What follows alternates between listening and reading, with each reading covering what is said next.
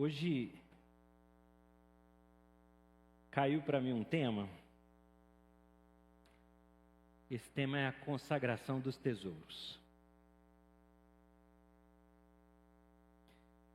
É um tema delicado, né? É um tema delicado por alguns motivos específicos. Primeiro, porque o cristianismo evangélico se apodera desse tema e faz estrago na vida de muita gente. Segundo, porque a gente, enquanto sociedade, trata esse tema com muito pesar, com pouca leveza. E a gente trata ele como ele não deveria ser. Se vocês lerem a Bíblia como um todo, especialmente os evangelhos, vocês vão ver que é um tema muito bem tratado. É um tema muito bem retratado, especialmente por Jesus. E a maneira com que ele lida com o tema dos tesouros, e aqui eu estou falando daquilo que se tem, daquilo que se tem posse, daquilo que são os nossos recursos, também o nosso salário, mas de tudo que a gente tem de recurso. Jesus lidava com essa coisa de uma maneira tão leve que bugava a cabeça daqueles que recebiam a sua palavra. O pessoal dava uma travada para entender o que Jesus estava falando quando ele dizia sobre os nossos tesouros. Existe uma realidade que eu acredito que todos vocês vão concordar. Isso é um problema na nossa vida hoje. Socialmente, se dá valor a alguém ou se retira valor a alguém de acordo com aquilo que se tem, ou de acordo com aquilo que se ganha. Antes, isso ficasse isolado na nossa mentalidade em relação ao outro. O problema é que a gente usa esse mesmo conceito para dar valor para nós mesmos. A gente usa esse conceito do que nós temos e daquilo que nós recebemos para falar se a gente vale alguma coisa ou não. E a gente usa essa coisa de uma maneira tão ruim, tão perversa, que nós nos colocamos em comparadores financeiros uns com os outros. E Jesus tinha um problema sério com isso. Porque de acordo com a doutrina farisaica, a doutrina judaica que permeava os dias de Jesus, quanto mais posse se tinha, mais bênçãos de Deus se tinha. Ou seja, o valor de recursos que alguém tinha indicava seu nível de espiritualidade e o quanto aquela pessoa agradava a Deus. Porque afinal de contas as bênçãos financeiras estavam sendo derramadas. Jesus é um mestre do avesso nesse caso, né? Porque Jesus, ao contrário dessa onda, dessa linha farisaica, ele não tinha nada. E escolheu para ele discípulos que em sua maioria, não todos, tá? Mas que em sua maioria não tinham muitas posses, não. Alguns dos discípulos de Jesus tinham sim recursos. Alguns dos discípulos de Jesus tinham sim dinheiro. Mas a grande maioria deles não. Vieram de situação simples, humilde. E Jesus escolhe esses improváveis para serem seus discípulos. O problema é o seguinte, é que se o exemplo de Cristo é tão claro nesse aspecto,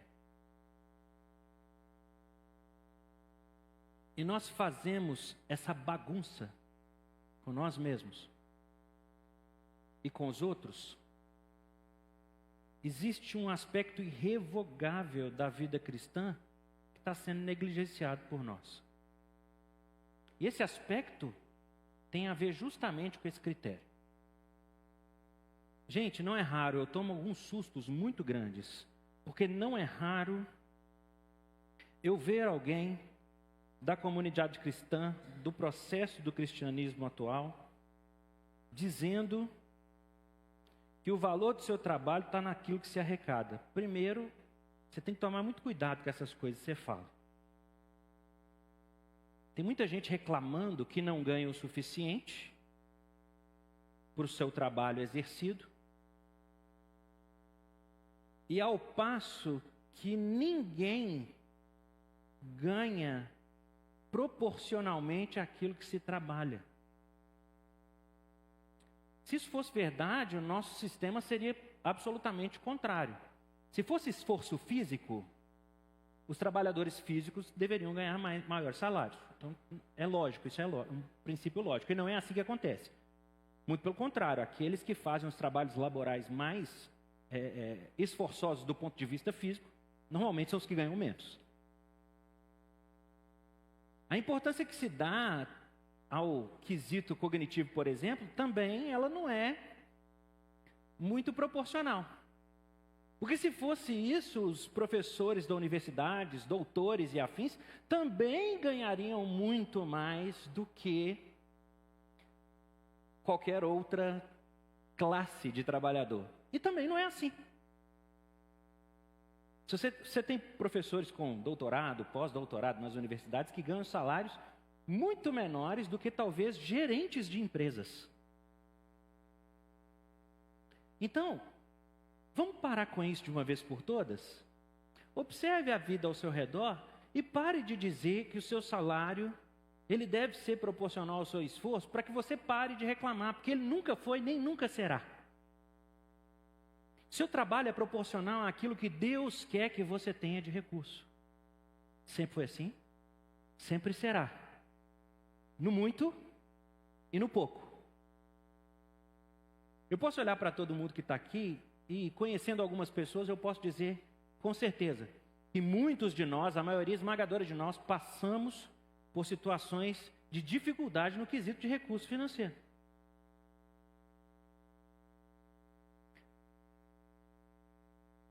E quando a gente está nessa situação, existe um problema muito sério. O problema sério que a gente enfrenta é que a gente acha, então, que como estamos em desvantagem no quesito financeiro, nós temos o direito do olhar caridoso para conosco. Ou seja, eu não tenho mais aquela obrigação de olhar para nenhuma outra necessidade a não ser a minha própria. Porque, afinal de contas, eu estou em uma situação complicada. Todo mundo lembra da passagem de Marcos capítulo 12, do versículo 41 a 44. Vamos ler lá para vocês verem. Olha o que Jesus faz. Jesus sentou-se em frente do lugar onde eram colocadas as contribuições e observava a multidão colocando dinheiro na caixa de ofertas. Muitos ricos lançavam ali grandes quantias. Então, uma viúva pobre chegou e colocou 2 pequeninas moedas de cobre, de valor ou de muito pouco valor. Chamando a si os seus discípulos, Jesus é engraçado, ele senta de propósito em frente ao lugar da oferta, fica observando. Aí chega a mulher, faz isso, ele chama os discípulos. Vem aqui. Vem aqui. E disse aos discípulos: em verdade lhes digo, que essa viúva pobre, olha que Jesus classifica o contexto social, perceberam? Essa viúva pobre colocou na caixa de ofertas mais do que todos os outros. Todos deram do que lhe sobrava, mas ela, da sua pobreza. E aí Jesus está falando da condição, da sua pobreza. Deu tudo que possuía para viver. Quando a gente está falando dos talentos, a primeira coisa que eu queria que você lembrasse é justamente essa. Seu coração não pode mudar de acordo com a situação financeira em que você está. E já começa pesado mesmo, porque o nosso coração muda. Nosso coração muda muito, de acordo com a situação financeira que a gente está. Essa mulher não perde a generosidade dela, entrega tudo o que ela tem. Porque é assim que é feito. Porque é assim que foi colocado no coração dela, entrega tudo. E aí Jesus com isso abre uma segunda coisa. Nós ainda confiamos que Mamon é o nosso Senhor, que o dinheiro é quem mantém a gente vivo. Ao ponto de ficar muito difícil da gente fazer qualquer coisa para sair das nossas casas hoje, quando a gente não tem grana. É verdade ou não é? Quando a grana encurta, a gente fica em casa. A gente não sai. Porque quem dita o nosso ritmo, seja ele qual for, é a grana. É o dinheiro. Eu não estou sendo aqui ignorante e leviano e até um pouco bobo de saber que muitas das coisas que a gente pode fazer em um contexto urbano demandam grana, não é isso. Não é para você sair com a sua família e ir para a praça mais próxima da sua casa, não demanda grana.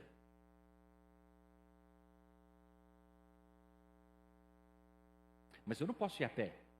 É muito perigoso. Mas como que eu vou sair com esse tanto de menino que eu tenho? Mas como que eu vou sair se a minha perna está doendo? Mas quando eu arrumo um tanto de desculpas para dizer que a situação financeira me impede de fazer alguma coisa. E a gente usa a mesma desculpa quando ela nos permite fazer alguma coisa. Sabe por quê? Porque quando eu tenho grana, eu também não quero fazer as coisas. Quando eu tenho grana, eu quero que os outros façam.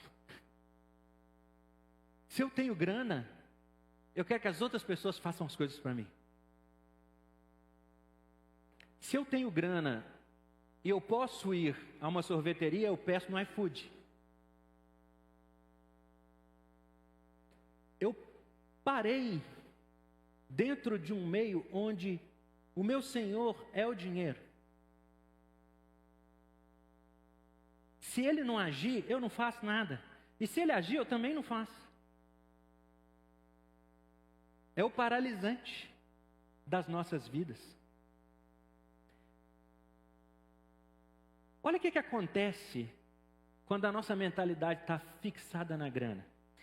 Para mim em Marcos 6, 35 a 39, nós vamos ler sobre a primeira multiplicação dos pães e peixes.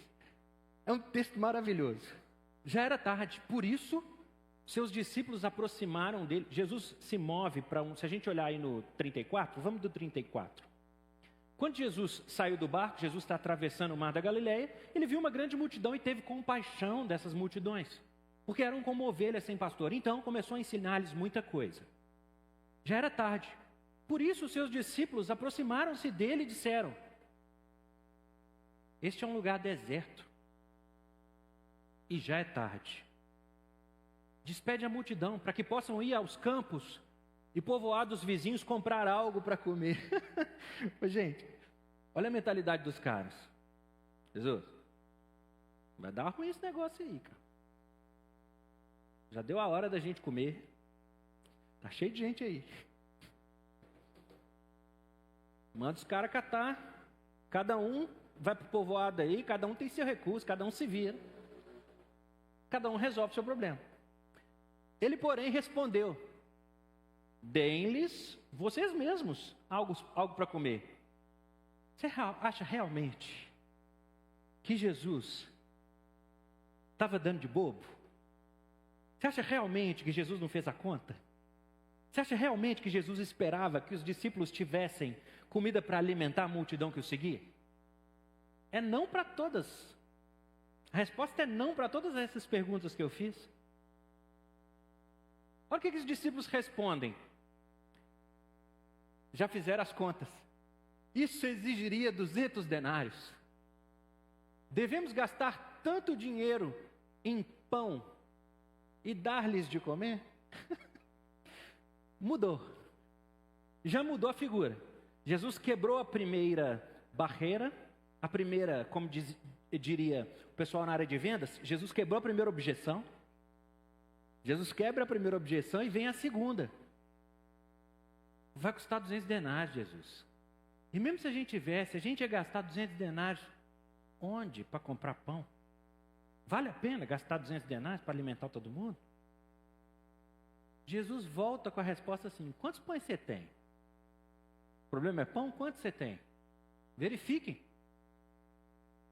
Aí verificaram. Quando ficaram sabendo, disseram: 5 pães e 2 peixes. Então Jesus ordenou que fizesse toda a multidão se sentar em grupos. Na grama verde, o milagre aconteceu. Foi distribuindo. E de repente deu para todo mundo e no final sobra. O que Jesus está ensinando aqui, minha gente? Porque se eu sou uma das pessoas que está lá sentado com Jesus, e essa era a primeira vez que Jesus estava fazendo isso, eu, ouvindo Jesus, eu não sou um discípulo, eu sou um ouvinte de Jesus, ia começar a ficar preocupado. Puxa vida, eu preciso de comer. Agora, se eu sou alguém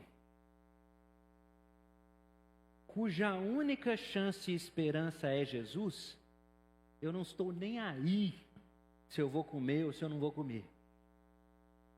Eu preciso de ouvir desse cara, esse cara precisa de estar comigo. Eu não quero nem saber. Jesus estabelece um parâmetro sobre a multidão que é o seguinte: muitos aqui da multidão estão na vibe certa. Eles querem de mim. E é por isso que ele tem compaixão das multidões. Está atravessando por um lugar deserto, de repente ele chega lá do outro lado do mar e encontra uma multidão já esperando. Jesus faz isso para testar o coração dos discípulos. Filhos, eles estão com fome? Dá de comer. Gente, isso é uma demanda dos discípulos. Como eu acabei de dizer, pode ser que tenha alguém da multidão que tivesse com a mesma demanda, mas a maioria deles, para enfrentar uma situação dessa, queria de Jesus, o que ele tivesse dele. Quem que criou a situação? Os discípulos. Eles que criam essa situação, onde as pessoas precisam de comer. Quantas pessoas estavam lá que não estavam sem comer há vários dias? Por que os discípulos começam a se preocupar só porque está tarde? É porque o umbiguinho deles diz assim, ó, eu tenho que comer. E quando se verifica que tem 5 pães e 2 peixes, Jesus, não vai dar nem para nós. Somos 12. Não vai dar nem para nós. O senhor está arrumando uma confusão aqui. O senhor não faz essa coisa não.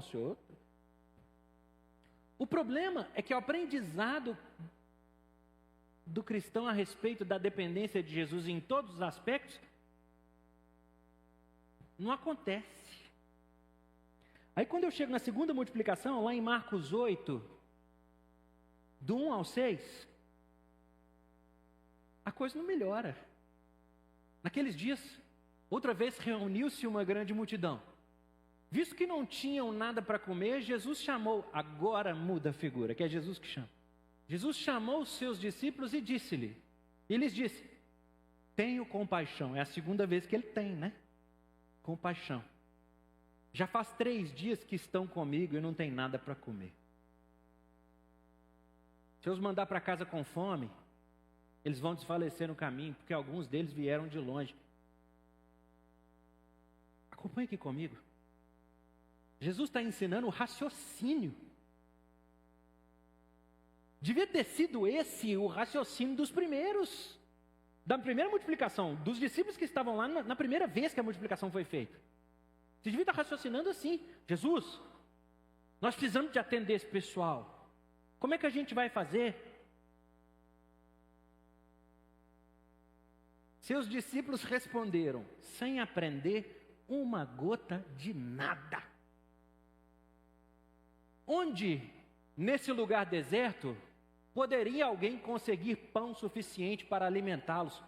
Gente, o nível de hipocrisia desses caras, o nível de paradoxo chega a ser bizarro. Da primeira vez, eles estavam no deserto igual. Aí a ideia deles é, despede todo mundo que eles vão para as cidades vizinhas comerem. Agora, nem isso serve mais. Senhor, onde é que a gente vai comprar aqui no deserto? Gente, é um nível bizarro.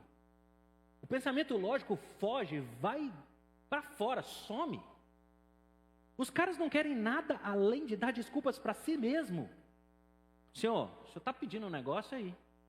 De novo, Jesus pergunta, quantos pães vocês têm?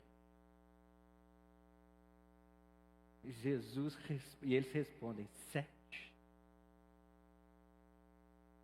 Faz a mesma coisa, ordenou a multidão que sentasse no chão. Depois de pegar os 7 pães e dar graças, partiu, entregou aos seus discípulos para que servissem a multidão e eles o fizeram. Por que a gente está falando de multiplicação do pães? O que isso tem a ver com o tesouro? Tudo. É o coração. É a reputação. É dar valor, não a quem te sustenta de verdade, mas a essa mentira que nós formamos para nós mesmos, onde a gente acredita de fato que é o dinheiro que permite a gente fazer as coisas ou que não permite. Todas as coisas que você tem e todos os milagres que aconteceram na sua vida para que você tenha o que você tem hoje, faça essa reflexão. São ou não milagres? Você consegue bater no peito e falar assim, isso fui eu. Isso aqui que eu tenho fui eu. Vocês não sabem o que eu passei. Não é compatível. Não tem compatibilidade. A mesma coisa acontece para quando a gente está em falta. Gente, por favor, presta bastante atenção no que está acontecendo. Jesus está dando um alerta para a gente assim, seu coração precisa mudar, ele precisa mudar rápido. Porque quem te sustenta sou eu, o dinheiro não te sustenta. Jesus está falando, eu sei que você precisa de dinheiro. Eu sei que você tem que sustentar suas coisas, mas você não depende disso não, você depende de mim. Eu faço o que eu quero. E na vida de todos vocês aqui, eu tenho certeza absoluta que foi assim do início ao fim. Para pensar. É um segundinho. Dá para você bater no peito e falar isso aqui é meu? Eu ganhei. Isso aqui fui eu.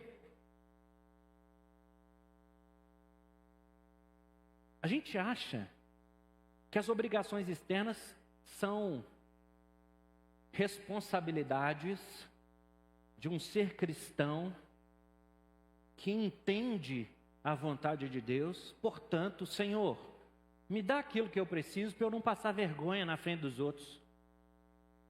Não entendeu o que eu estou falando? Não, vou dar um exemplo.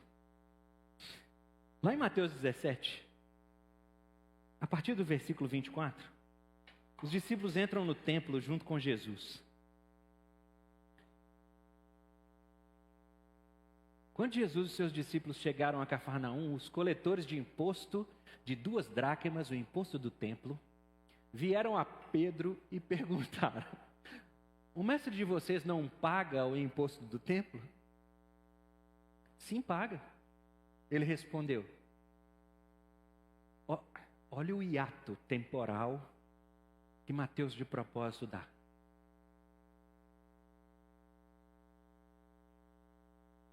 Pedro responde, sim, paga, mas o coração dele fica assim, ai.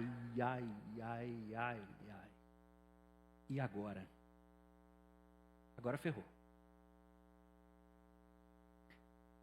O imposto, esse imposto do templo, para todos que estavam ali, ia dar mais ou menos uns R$300. Tá?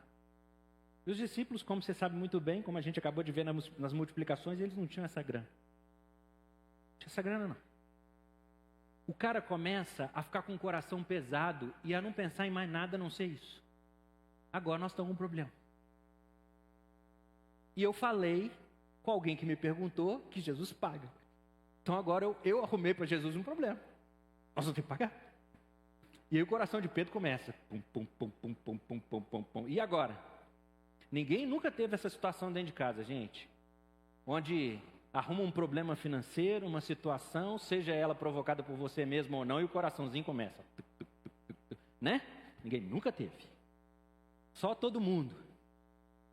E o que acontece? Quando Pedro entra na casa, Jesus começa a falar. A pergunta de Jesus: o que você acha, Simão? De quem os reis da terra cobram tributos e impostos? Dos seus próprios filhos ou dos outros? Dos outros? Respondeu Pedro. Jesus lhe disse: então os filhos estão isentos. Mas para não causarmos motivo de tropeço, olha, Jesus é um nível de sabedoria, de espírito voltado a Deus que constrange. É o mesmo espírito que opera na gente, a gente ainda não aprendeu isso.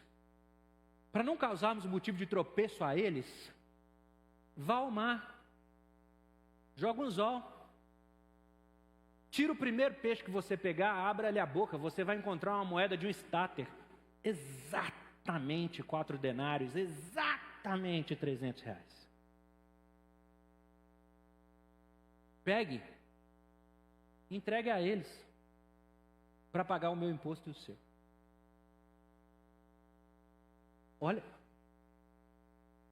Olha Jesus. Jesus está falando assim, ó. Você não entende porcaria nenhuma de vida com Deus. Você está gastando seu coração, você está palpitante aí, preocupado com uma situação, que é uma situação que você não tinha que preocupar. Porque se é Deus que é o dono de tudo, Ele que vai resolver esse problema, e se Ele não resolver, nós vamos enfrentar do jeito que o problema tiver e vier, e não há nada que você possa fazer, Senhor Pedro, para resolver isso. Mas Pedro acha que tem. Pedro começa a ficar assim com medo. Ai, meu currículozinho, vão me chamar de não pagador de impostos. Ai, meu Deus, e agora? O cara está preocupado consigo mesmo. A resposta de Jesus é muito engraçada, porque a resposta de Jesus é o seguinte: vai lá, se você não passar vergonha, porque te perguntaram, paga o meu imposto e o seu. Com o valor que dava para pagar o imposto de todo mundo. Está aqui, ó. A moedinha está lá. Paga o meu e o seu. Entrega. A mesma coisa relacionada ao coração de quem está ali como interlocutor acontece, por exemplo, na parábola do bom samaritano. Lá em Lucas 10, a partir do 25, a gente começa a perceber uma discussão de um mestre da lei com Jesus. Esse perito da lei chega para provar Jesus e diz assim: mestre, que farei para herdar a vida eterna? Que linda pergunta. Jesus responde: o que está escrito na lei? Como é que você interpreta? Ele responde: ame ao Senhor teu Deus com todo o teu coração, com toda a sua alma, com todas as suas forças e com todo o seu entendimento. E ame ao seu próximo como a você mesmo. Jesus disse: você respondeu corretamente, faça isso e viverá. Está resolvido o problema. Você perguntou: o que eu farei para herdar a vida eterna? Jesus assim: o que está escrito? Como é que você interpreta a lei? Eu interpreto que ama o seu Deus de todo o coração, toma o teu entendimento e o meu próximo como a si mesmo. Então beleza, faça isso e você viverá. Está respondido, obrigado, com licença. Ele, porém, queria se justificar. E perguntou: quem é o meu próximo? Sabe por quê? Porque se eu tiver que amar o meu próximo como a mim mesmo, e o meu próximo for alguém bacana, facinho. Se o meu próximo for alguém da mesma linha de religiosidade, tranquilo. Do mesmo background cultural, tranquilo. Do mesmo povo, tranquilo. Aí Jesus começa a contar a história do samaritano e falar sobre o problema do coração daqueles 2 primeiros que passam e veem um homem judeu deitado no chão, ferido, quase morto, e não param. Qual é o problema, gente? O problema é o mesmo de sempre. O coração egoísta,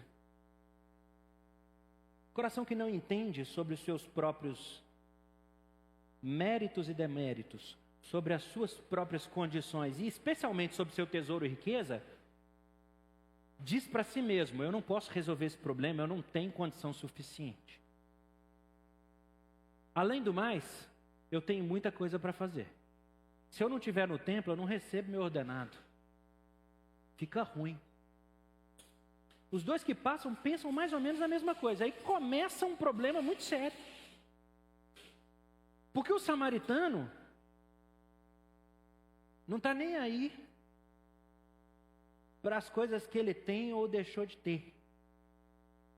Porque a primeira coisa que ele faz é atender e passar das riquezas dele, de seus bens, daquilo que lhe era direito, e começar o cuidado com as feridas do cara ali mesmo, gastando grana. E não é grana pequena, é grana muita. Leva esse cara para a cidade e paga a hospedagem, deixa dinheiro extra e ainda diz assim: qualquer despesa que tiver além aí, quando eu voltar, eu pago. Não sei se você percebeu, Jesus está falando uma coisa muito importante. Ele está falando o seguinte: para o samaritano, o dinheiro não foi um empecilho para que o amor e a graça de Deus fossem manifestos. O que Jesus está dizendo é o seguinte: amou ao seu próximo com o uso do dinheiro.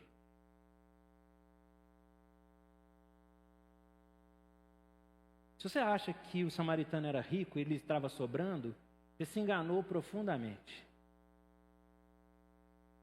Porque a própria história ali vai dizer que se esse samaritano estava passando naquela hora, naquela estrada, daquele jeito, ele não estava em comitiva, ele estava sozinho. Se ele estava sozinho, ele tinha limitação financeira.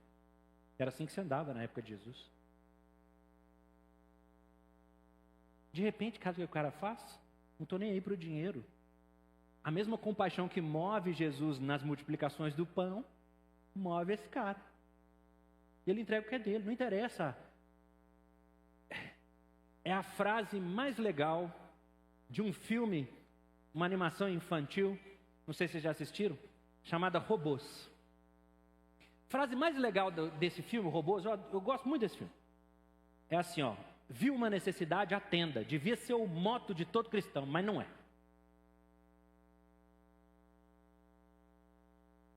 Jesus é muito safo. E ele faz a ligação direta entre aquilo que se faz com a condição financeira com seu amor e graça dispensados. Vocês ouviram o que eu falei? Jesus faz uma ligação direta entre a condição daquilo que eu, com os meus recursos, emprego em prol do outro, com graça e misericórdia da parte dele. Só que piora. Quer ver piorar? Abre para mim, por favor, em Mateus 25, a partir do 31.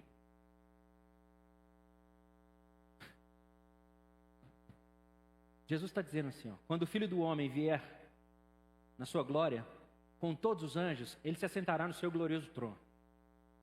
Todas as nações serão reunidas diante dele, e ele separará umas das outras, como o pastor separa as ovelhas dos bodes. Ele colocará as ovelhas à sua direita e os bodes à sua esquerda.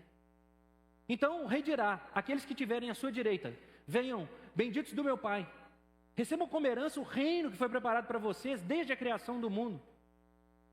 Pois eu tive fome, e vocês me deram de comer; tive sede, e vocês me deram de beber; fui estrangeiro, e vocês me acolheram; necessitei de roupas, e vocês me vestiram; estive enfermo, e vocês cuidaram de mim; estive preso, e vocês me visitaram. Então os justos do Senhor lhe responderão: Senhor, quando te vimos com fome e te demos de comer? Ou com sede e te demos de beber? E a resposta: quando te vimos, ainda a pergunta, quando te vimos estrangeiro e te acolhemos, ou necessitado de roupas e te vestimos? Quando isso aconteceu? Quando é que a gente te viu enfermo ou preso e a gente foi te visitar? Quando que isso aconteceu? E o rei responderá: em verdade eu lhes digo, tudo que fizeram a algum dos meus pequenininhos ou dos meus pequeninos irmãos, a mim fizeram. Quer voltar na lista acima e ver se dá para fazer alguma daquelas coisas lá sem ter dispêndio de condição financeira?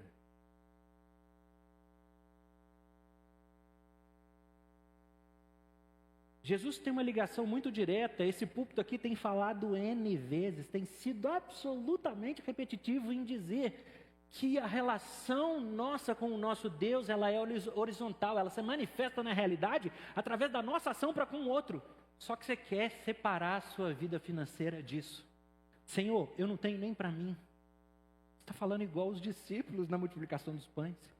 Senhor, eu não tenho nem para mim.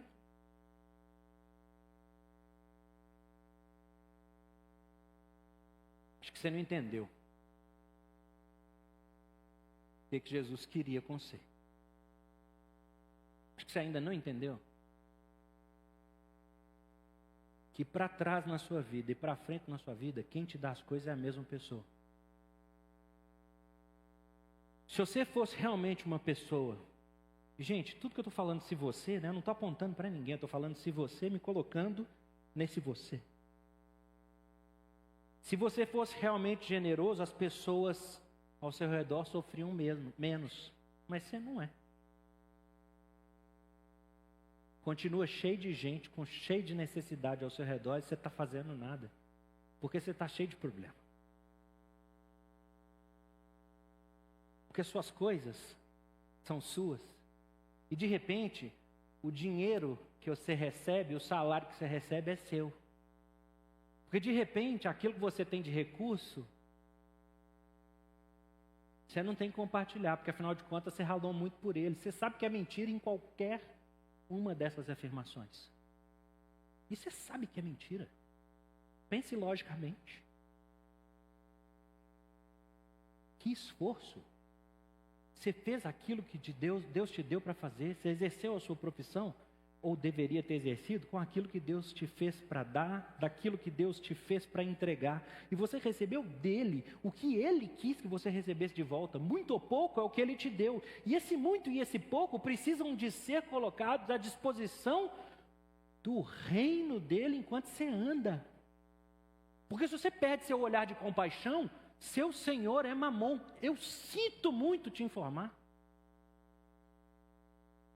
Se você não olhou para o seu dinheiro e viu que o que está na sua conta é meio de graça de Deus para com os outros, você está completamente equivocado, você nem sabe o que está acontecendo. Salomão diz em Provérbios exatamente isso: olha, você tem que me honrar com os seus bens, e isso trará justiça a muitos. Só para a gente não ficar sem ler, vamos ler esse verso de Salomão? Está em Provérbios 3, 9 e 10. Olha isso. Honra ao Senhor com seus recursos, com as primícias de todas as suas colheitas. Seus celeiros ficarão plenamente cheios, e seus lagares transbordarão de vinho. O que esse cara está querendo dizer? Se você der, você vai receber? Não. O que ele está querendo dizer é que a sua generosidade faz com que Deus transborde com você. É a multiplicação dos pães all over again, tudo de novo. É a multiplicação dos pães acontecendo de novo. Você não vê, porque você não quer ver, e porque você não quer agir com generosidade, é simples assim. Nós vamos tomar a ceia. A gente vai partir para a parte do culto que é a ceia, agorinha. E quando Paulo escreve aos Coríntios a respeito da ceia, ele escreve porque está acontecendo um problema. E o problema é que a galera rica e abastada chega primeiro para comer junto, coloca à disposição suas comidas, comem, se embriagam, ficam tontos mesmo de beber, bebe, come tudo. E quando a galera que estava trabalhando, e é isso que Paulo fala, desse jeito, quando a galera que estava trabalhando chega, não tem nada. E no coração dos coríntios cada um recebe de acordo com a sua renda, gente. Se eles não têm nada, é porque eles não têm nada, vai trabalhar melhor. Vou falar aqui bem baixinho. Toma cuidado com a sua escalada financeira, para você não chegar na mesma conclusão demoníaca que chegam esses coaches e gestores financeiros, que dizem assim: as pessoas são pobres porque querem. Você não tem bens acumulados porque você não se planejou corretamente. Tome cuidado com isso. Tome muito cuidado. É da boca de Jesus que vem assim: os pobres vocês sempre terão. Eu dou, retribuo de acordo com o que eu quero dar, não de acordo com o que você acha que você vai ganhar. Qual que é o mistério, gente? Não tem mistério nenhum. entendam que o coração de vocês tem que estar guardado dentro da generosidade de Cristo. E que o coração de vocês tem que estar guardado dentro daquilo que é a proporção do salário de vocês e daquilo que você tem que entregar. Tem que. Se alguém necessitado pulou como pipoca na sua frente, é esse que Deus quer como alvo.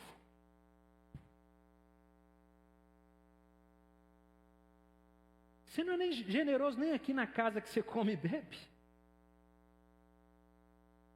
A gente não consegue ser generoso nem aqui na igreja. E olha, que a gente olha isso como obrigação, e nem deveria, nem é. Deveria ser lá como em 2 Coríntios 9, a partir do 6, onde Paulo está dizendo aos coríntios, olha só, vocês tinham que fazer as coisas com alegria.